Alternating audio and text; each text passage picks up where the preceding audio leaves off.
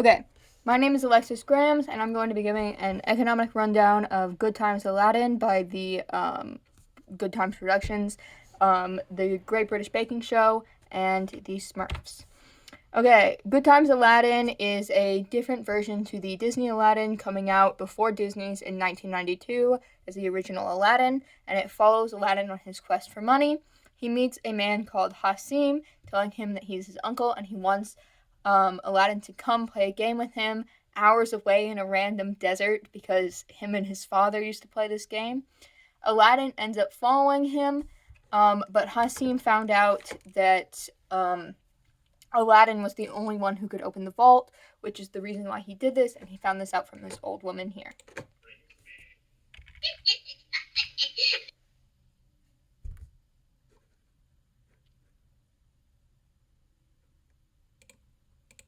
Very good, Hasim. We are agreed. The name of the child you seek is Aladdin. And now I shall tell you where he lives. Aladdin ends up using his detective skills to find out that Hasim is not actually his uncle, but Aladdin in this movie decides he's going to work with him to get into the vault anyway, so that he can get the riches within the vault for the 50% split that Hasim offers. But eventually, they end up betraying each other. I don't think you will. If you could have come down here, you wouldn't have needed to set me down in the first place. I think I'll just wait until you're gone, and then I'll come up.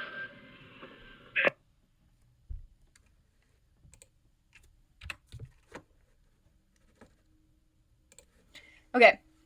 In this scene, it shows game theory because Hasim and Aladdin are both trying to maximize their profit to get what they want without the knowledge of what the other person is going to do.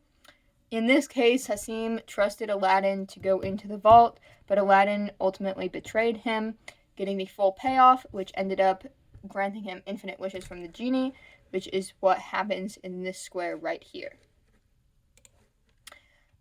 In the following events, Aladdin's mother doesn't want him to use the lamp because she doesn't believe that it's the righteous thing to do, and so we end up seeing a 4-year time skip as he refuses to use it.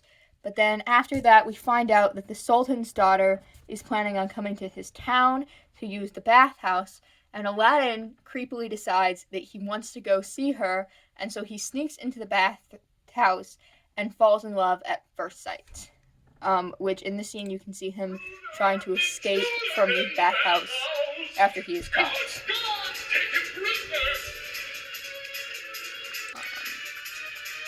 There ends up being like a fight scene between him and this guy, which Aladdin ultimately ends up getting away.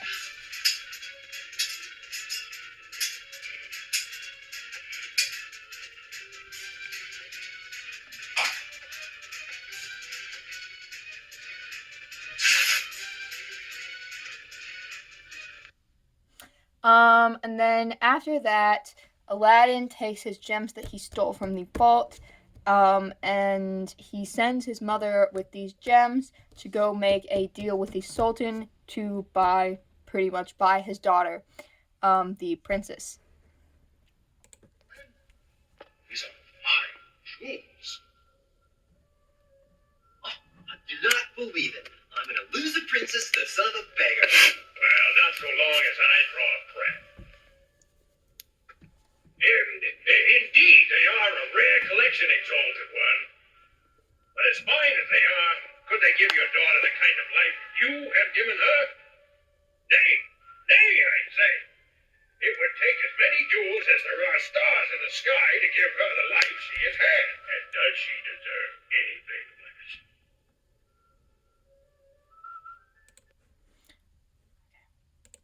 After this scene,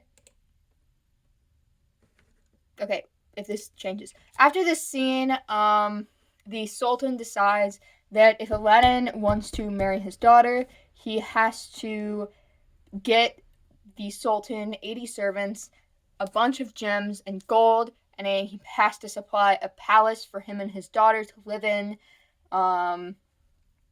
so that his daughter can be happier than she already is. Aladdin ends up causing a giant surplus in the economy by giving all of these things to the Sultan to marry his daughter, causing mass inflation due to the fact that he's pretty much just printing more money um, using the genie's unlimited wishes. The prices all go up, but in Aladdin's case, he might be able to shift this back down into place with the help of the genie due to his infinite wishes, because he also will have infinite supply, being able to study things how he wants. This is just to wrap up the movie. A fiasco happens with Hasim trying to gain back the lamp, which the princess basically hands over because she's dumb. In the scene.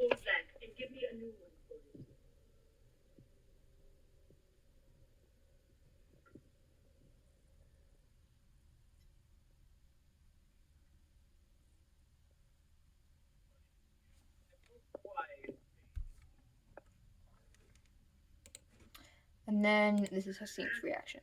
He who holds the lamp commands me. What is your bidding? You will move Aladdin's palace with the Princess Layla and myself to my homeland in Africa. I know Aladdin is not going to like this. Ask me if I care. I'll be back in the creek. He was a little sassy with his asking if I care, but eventually, Aladdin kills Hasim and he poofs into dust, reclaiming his palace and his princess. And then the movie ends up with them on a horse, with her pregnant, and apparently many kids on the way with infinite wealth and wishes. Next up is communism and the Smurfs. In the Smurfs, they are all assigned jobs and at birth to keep society moving. These jobs can be changed, but they aren't usually due to how they are assigned. In the original Smurfs, they don't use a form of currency as they all work in a collective group, splitting profits among themselves, or if the friendly way fails, going to Papa Smurf, who is practically humanity elected because he's old. The food system works due to everyone contributing during the season and then stored in different flours until it is equally split among everybody. This is similar to communism as it shares the money communally with the held land and products. Okay, next up is the Great British Baking Show. This show follows 10 to 13 contestants each season going through the task of making dessert/food over a 10-week period. The demand for the Great British Baking Show, they found out it has a spike every month of April for people watching due to other events going on, and so the show used this demand spike to open the filmed episodes during that time to be released so that they could get a higher viewing rate, and they could help out their contestants more with publicity. And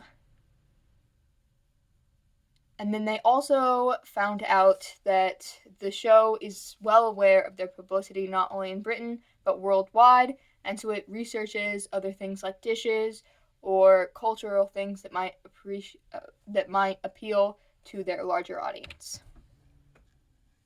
Finally is the show's fame. Originally, when the show aired, it had a monopoly pretty much on the viewers of baking shows, being the most popular, having 3 different show versions of it, until other companies started seeing the popularity rise and decided to open their own studios to produce similar content, just putting a spin on it. Examples of this are Is It Cake and Nailed It. Nailed is on the bottom left, and Is It Cake is on the top right. Examples of that. This lowered the show's power in the market, even though it didn't really do much because the Great British Baking Show still holds a lot. That is all.